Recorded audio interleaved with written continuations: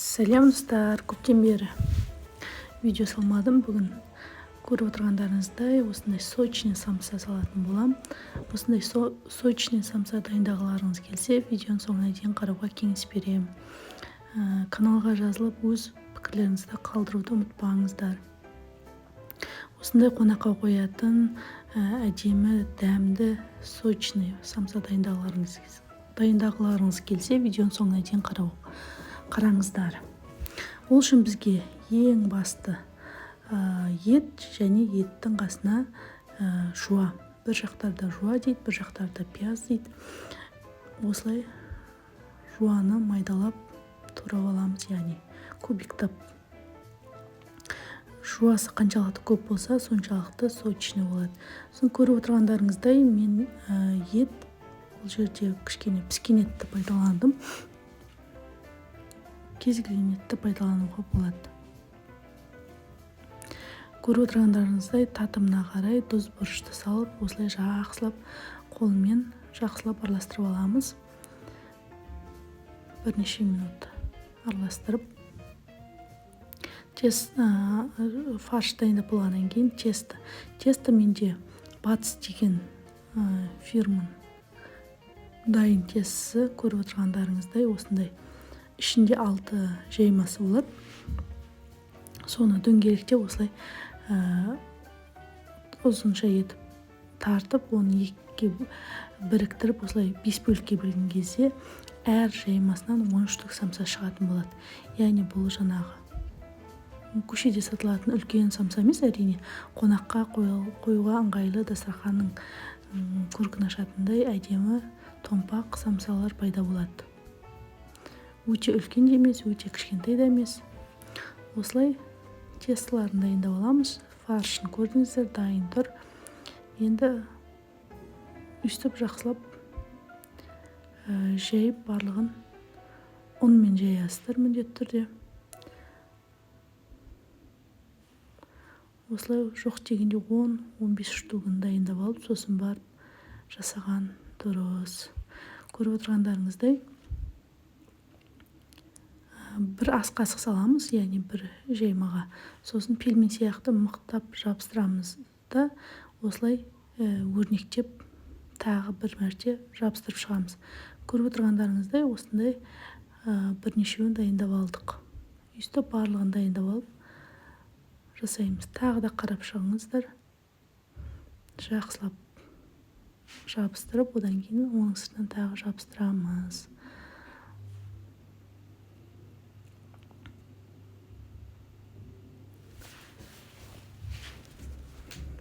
Көріп отырғандарыңыздай сосын бетіне жағуға осылай бір жұмыртқаның ағы мен сарысын бірге араластырып дайындап қоямыз. Міне дайын болған самсаларды қалыпқа саламыз. Яғни духовканы 180 градусқа қыздырып дайындап қоямыз. Және жасалған самсаларды осылай тізіп, таба деп айтамыз, қалтқы деп айтамыз, салып шығамыз. Бір-біріне жақын қылмаймыз, себебі көтерілетіндігін ескеру керекпіз. Араларын ашық қылып, осылай салып шығамыз.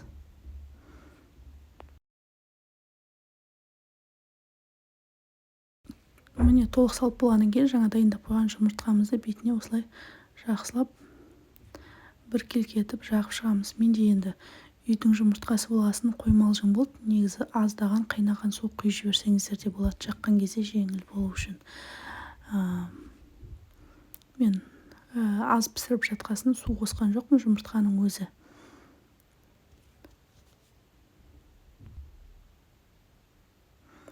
Осылай барлығына бірдей жағып шығамыз.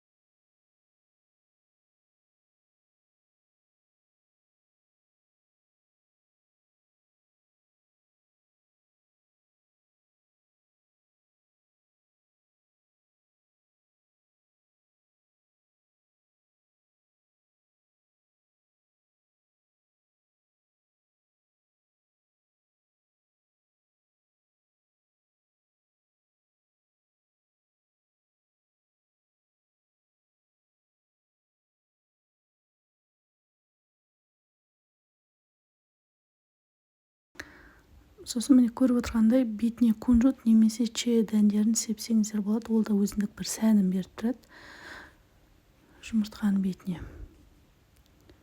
Менде кунжут болмағандықтан чия дәндерін септім барлығына.